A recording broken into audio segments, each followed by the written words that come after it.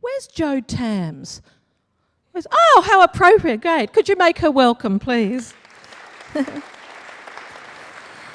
Now, you've got 3 children, haven't you? Can you introduce them to us? And then a child, I think, with some special needs. Yes, I've got 3 children. I've got twin boys, Angus and George, who are 7, and a 2-year-old Henry. Angus has a genetic condition. It's a metabolic condition called glycogen storage disease, type 1B. And the effect of it is that his liver can't release sugars between meals. So he's at risk of low blood sugars. So he has to be fed a very strict diet all through the day, and then he's pump fed during the night to keep his blood sugar up. So part of the challenge you've faced, or you and your family have faced, is very precise health needs. Is that right, to keep him well? Yes, exactly. Whereas it's easy just to say that, you know, this is how to keep his blood sugar up, the intricacies of his equipment, his feed supplies, ordering them all, and medicines, and the impact of that is quite massive on me and the rest of the family. What did you do before you were caring for your son? I was in banking. I was worked full-time. I was actually with the Westpac Group all of my working life for about 13 years. They were very supportive, weren't they? Because part of what today's about is promoting employers' understanding and raising the profile of carers.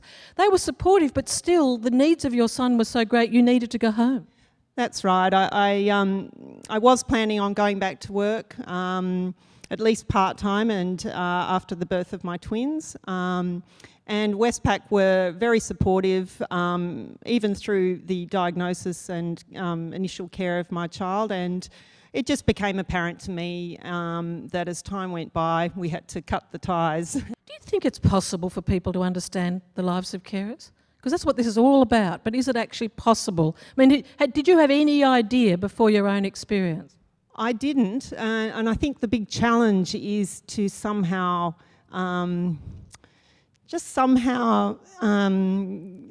get through to the members of the public who haven't had any caring experience. And I don't know how you do that. It's a bit like when you see a car that you're interested in buying, you suddenly see them everywhere. And that's what happens to you when you become a carer. What would help you and your son right now that you have difficulty getting access to?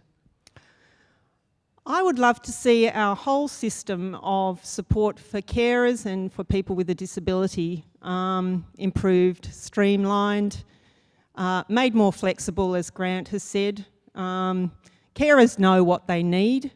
Families dealing with people with a disability or the age, they know what they need. They don't need various programs to have 50 rules and regulations surrounding how you get support. I think carers should be controlling to some degree how they're supported, or at least heard and action taken to resolve any issues that they might have.